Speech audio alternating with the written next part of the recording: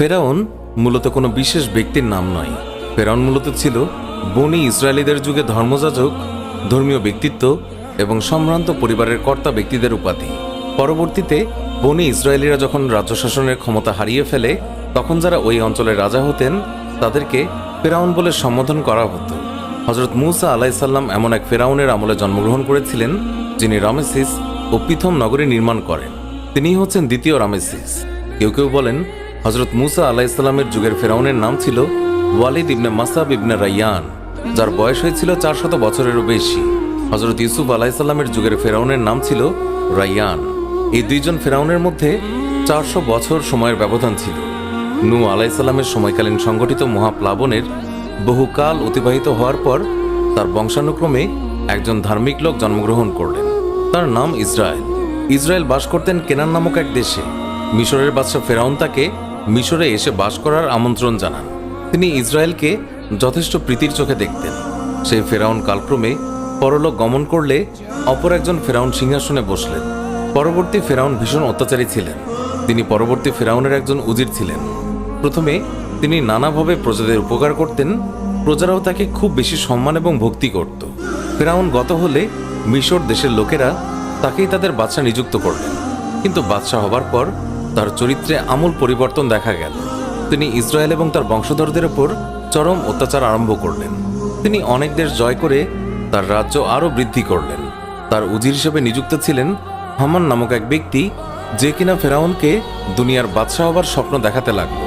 প্রজারা যাতে নিরেট মূর্খ হয়ে থাকে এবং তাকে খোদা বলে মান্য করে, তার জন্য নানা যুক্তি পরামর্শ দিতে লাগলো। হামানের পরামর্শ মতো ফেরাউন পাঠশালা ও মক্তব রাজ্য থেকে উঠিয়ে দেশময় প্রচার করে দিলেন যে কেউ আর লেখাপড়া শিখতে পারবে না। রাজার আদেশ অমান্য করলে সব অংশে তার গর্দান যাবে। প্রজারা ফেরাউনের আদেশ মতো চলতে লাগলো। সারা দেশে কিছুকালের মধ্যে একেবারে গণ্ড মূর্খতে পূর্ণ হয়ে গেল।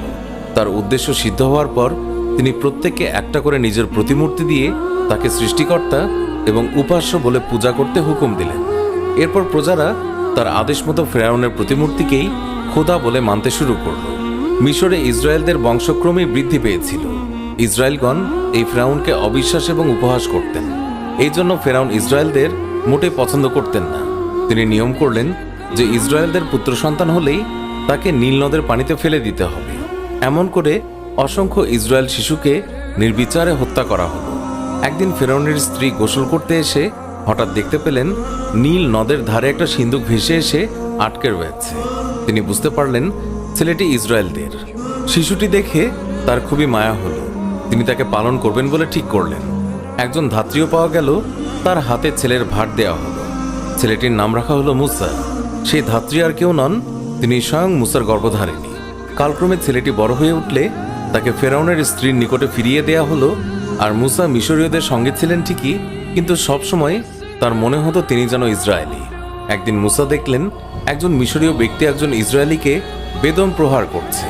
তিনি মিশরীয় লোকটিকে হত্যা করে বালিতে পুঁতে ফেললেন। এই খবর ফেরাউনের কানে যাওয়া মাত্র তিনি মুসাকে হত্যা করার হুকুম দিলেন। মুসা তখনই পালিয়ে মিদিয়ান দেশে চলে গেলেন। সেখানে গিয়ে এক কৃষকের কন্যাকে তিনি বিয়ে করলেন। বেশ কয়েক বছর পর একদিন মুসা তার বড় ভাই হারুনকে সঙ্গে নিয়ে ফেরাউনের দরবারে এসে হাজির হলেন। ফেরাউনকে উদ্দেশ্য করে মুসা বললেন, আপনি যে নিজেকে খোদা বলে প্রচার করছেন তা অত্যন্ত অন্যায়। সর্বশক্তিমান আল্লাহ ছাড়া আর কেউ মানবের উপাস্য নেই। আমি আল্লাহর প্রেরিত পয়গম্বর। ফেরাউন তাকে তাচ্ছিল্য করে বললেন, কেমন করে বুঝবো যে খোদাই তোমাকে পাঠিয়েছেন? তুমি কি তার কোনো প্রমাণ দিতে পারবে? মুসা তার হাতের লাঠি মাটিতে ফেলে দিলেন। সঙ্গে সঙ্গে সেই লাঠি এক ভয়ানক অজগর সাপে পরিণত হয়ে গেল।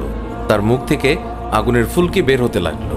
সেই আগুনে গাছপালা, মানুষ, পশু পাখি পুড়ে ছাই হয়ে যেতে লাগলো। ফেরাউন ছুটে গিয়ে মুসার হাত ধরে এইসব বন্ধ করার অনুরোধ করলেন। মুসা আবার অজগরের গায়ে হাত দিতেই সেটি পুনরায় লাঠিতে পরিণত হলো। তিনি তখন ফেরাউনকে বললেন, আশা করি আপনি এখন অহংকার ত্যাগ করে ধর্মপথে আসবেন। ফেরাউন বিবেচনা করে পরের দিন জবাব দেবেন বলে সেদিন মুসাকে চলে যেতে বললে মুসা চলে গেলেন। ধূর্ত ফেরাউন মহলে ফিরে এসে কিভাবে মুসাকে জব্দ করা যায় সেই বিষয়ে তার উজির নাজিরদের সঙ্গে পরামর্শ করতে লাগলেন। তার কুচক্রী এবং কূটবুদ্ধি সম্পন্ন উজির হামান ফেরাউনকে বুঝিয়ে দিলেন মুসা একজন প্রথম শ্রেণীর জাদুকর এবং ধুরন্ধর ব্যক্তি। তাকে জব্দ করার একমাত্র কৌশল রাজ্যের যত বড় বড় জাদুকর আছে তাদের সবাইকে ডাকতে হবে। তাদের প্রত্যেকের বিদ্যাবুদ্ধির কাছে হার মেনে মুসা সেখান থেকে পালিয়ে যাবে। হামানের পরামর্শ অনুযায়ী কাজ শুরু হলো। রাজ্যের যেখানে যত ছোট বড় জাদুকর ছিল তাদের আনার জন্য লোক পাঠানো হলো। তারা যথাসময়ে রাজধানীতে এসে উপস্থিত হলেন। ফেরাউনের ডাকে মুসাও এলেন। একজন জাদুকর মন্ত্র উচ্চারণ করতে লাগলো। অমনি চারিদিক থেকে হাজার হাজার সাপ বিচ্ছু ভিমরুল সৃষ্টি হয়ে নানা রকম শব্দ করতে করতে মুসার দিকে ছুটে যেতে লাগলো। আরেকজন মন্ত্র উচ্চারণ করতে আরম্ভ করলো, আর অমনি শত শত সিংহ বাঘ চারিদিক থেকে ভয়ানক গর্জন করে মুসার দিকে এগিয়ে এলো। মুসা বিসমিল্লাহ বলে তার লাঠি মাটিতে রেখে দিতেই অমনি সেটি এক ভয়ানক অজগর সাপে পরিণত হয়ে ভয়ঙ্কর গর্জন করে উঠল। চোখের নিমিষেই সেই অজগর জাদুকরদের সে সিংহ বাঘ সাপ বিচ্ছে টপাটপ গিলে ফেলল। তারপর ধরল জাদুকরদের, তাদেরকেও গলদকরণ করে ফেরাউনের দিকে এগিয়ে গেল। ফেরাউন সেখান থেকে ছুটে রংমহলে পালিয়ে গিয়ে তার প্রাসাদের সদর দরজা বন্ধ করে দিলেন। এই ঘটনার পর বেশ কিছুদিন কেটে গেল। হঠাৎ একদিন মুসা ফেরাউনের দরবারে এসে পুনরায় ধর্মপথে চলার জন্য উপদেশ দিতে লাগলেন, কিন্তু ফেরাউন তাতে ভ্রুক্ষেপ করলেন না। ফেরাউন ক্রমেই ইসরায়েলিদের উপর অত্যাচারের মাত্রা বৃদ্ধি করতে থাকল। ইসরায়েলিদের ফেরাউনের অত্যাচার থেকে উদ্ধার করার কোনো উপায় না পেয়ে মুসা মহান আল্লাহর নিকটে প্রার্থনা করতে লাগলেন। মহান আল্লাহ তাআলা তখন তাকে মিশরীয়দের ওপর অত্যাচার করার অনুমতি দিলেন। মুসা নদীতে তার লাঠির আঘাত করলেন। দেখতে দেখতে পানি রক্ত হয়ে গেল। নদীর সমস্ত মাছ মরে গেল। দুর্গন্ধের কারণে এতটুকু পানি পান করার কিছুমাত্র উপায় রইল না। ইসরায়েলদের মিশর ত্যাগের অনুমতি প্রদানের জন্য মুসা ফেরাউনকে অনুরোধ করলেন। ফেরাউন বলল, নদীর পানি ঠিক করে দাও, আমি এই বিষয়ে বিবেচনা করব। মুসা তার প্রতিশ্রুতি রক্ষা করলেন, কিন্তু ফেরাউন তার কথা রাখলেন না। মুসা ক্ষুব্ধ হয়ে পানির দিকে লাঠি ছুড়ে দিলেন। অমনি দলে দলে ব্যাঙ এসে পুরো অঞ্চল ছেয়ে ফেলল। ফেরাউন মুসাকে ব্যাঙের হাত থেকে রক্ষা করার জন্য তিনি অনুরোধ করলেন। মুসা এবারও ফেরাউনের অনুরোধ রক্ষা করলেন। ব্যাঙের কবল থেকে উদ্ধার পেয়ে দুষ্ট ফেরাউন আবারও প্রতিশ্রুতি ভুলে গেলেন। মুসা পুনরায় তাদের প্রতি অত্যাচার আরম্ভ করলেন। দেশে শিলাবৃষ্টি শুরু হয়ে গেল। পঙ্গপাল এসে সব ফসল নষ্ট করে দিল। তারপর টানা 3-4 দিন এমন অন্ধকার হয়ে থাকলো যে কোনো দিকে কেউ দেখতেও পারল না। মুসা আবার ফেরাউনকে অনুরোধ করলেন যে এখনও ইসরায়েলদের মিশর ছেড়ে যেতে অনুমতি দেয়া হোক। যদি তাদের ছেড়ে যেতে দেয়া না হয় তাহলে মিশরীয়দের ওপর যে ভীষণ অত্যাচার করা হবে তার তুলনায় বর্তমানের অত্যাচার খুবই নগণ্য। ফেরাউনকে বারবার সতর্ক করে দেয়া সত্ত্বেও তার কথায় ফেরাউন কোনো গুরুত্ব দিলেন না। ইসরায়েলদের উদ্ধার করার জন্য খোদা অসন্তুষ্ট হয়, আর মিশরীয়দের প্রত্যেক বাড়ির বড় ছেলে ও বড় পশুকে মেরে ফেললেন। এবার ফেরাউনের ভীতির সঞ্চার হলো। তিনি ইসরায়েলদের চলে যাবার হুকুম দিলেন। ইসরায়েলরা অনুমতি পেয়ে দল বেঁধে রওনা হলেন। মুসা এবং হারুন আগে চললেন, আর ইসরায়েলিদের চলে যেতে দেখে কুটিল হামান সহ আরও উজিররা ফেরাউনকে কুপরামর্শ দিতে লাগল। রাস্তাঘাট পরিষ্কার, নালা নর্দমা প্রভৃতি পরিষ্কার করা রাজ্যের অনেক ছোট বড় কাজ যা তাদের দিয়ে জোর করে করিয়ে নেওয়া হচ্ছিল। যদি তারা চলে যায় তাহলে এইসব কাজ কারা করবে?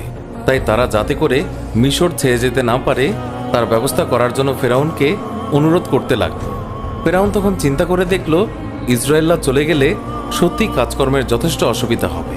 তখন তিনি নিজে এবং মিশরীয়রা তাদের ফিরিয়ে আনবার জন্য সৈন্য সামন্ত নিয়ে তাদের পেছনে ধাওয়া করলেন। ইসরায়েলরা ততক্ষণে লোহিত সাগরের তীরে এসে পৌঁছে গেছেন। এমন সময় তারা পেছনে তাকিয়ে দেখতে পেলেন ফেরাউনের অগণিত সৈন্য তাদের ধরার জন্য এগিয়ে আসছে। তাদের পেছনে এই বিপদ, আর সামনে প্রকাণ্ড লোহিত সাগর। ইসরায়েলগণ কিং কর্তব্য বিমূঢ় হয়ে ভয়ে কাঁপতে লাগলেন। এমন সময় মহান আল্লাহ তাআলা মুসাকে দৈব বাণীতে আদেশ করলেন, মুসা, তোমার লাঠি দিয়ে সমুদ্রের উপরে আঘাত করো। মুসা মহান আল্লাহর নির্দেশ মতো তাই করলেন। বিশাল সাগর দুই ভাগে ভাগ হয়ে দেয়ালের মতো দুই পাশে দাঁড়িয়ে রইল। সেই পথ দিয়ে হারুন সহ ইসরায়েলরা নিরাপদে ওপাশে চলে গেলেন। এরপর মুসা নিজেও পার হয়ে গেলেন সেই একই পথ ধরে। তখনও সাগরের সেই রাস্তা সেইভাবে রয়ে গেছে। ফেরাউন তার লোকজন এবং সৈন্য সামন্ত সহ ওপারে এসে থামলেন। তিনি দেখলেন সাগরের মাঝে একটি আশ্চর্য রাস্তা তৈরি হয়েছে। তিনি মুসা আলাইসাল্লাম এবং তার লোকজনদেরকে ওপারে পার হতে দেখলেন। যখন ফেরাউনের বাহিনী সাগরের মাঝামাঝি এসেছে এমন সময় মহান আল্লাহ তাআলা দৈব বাণীতে মুসাকে বললেন, তাড়াতাড়ি সাগরের ওপরে তোমার লাঠি দিয়ে আবার আঘাত করো। মহান আল্লাহর হুকুম মতো মুসা সাগরের পানিতে আঘাত করলেন। অমনি দুই দিক থেকে পানির খাড়া উঁচু স্রোত ফেরাউন এবং তার সৈন্যদের উপর পড়ে তাদেরকে ভাসিয়ে নিয়ে গেল। ধ্বংস হয়ে গেল ফেরাউন ও তার বাহিনী। ফেরাউনের মৃত্যুর বহু বছর পর তার লাশ উদ্ধার করা হয় এবং তার লাশ মমি করে মিশরের রাজধানী কায়রোতে নীলনদের অদূরে রয়্যাল মিউজিয়ামে সংরক্ষণ করে রাখা হয়েছে।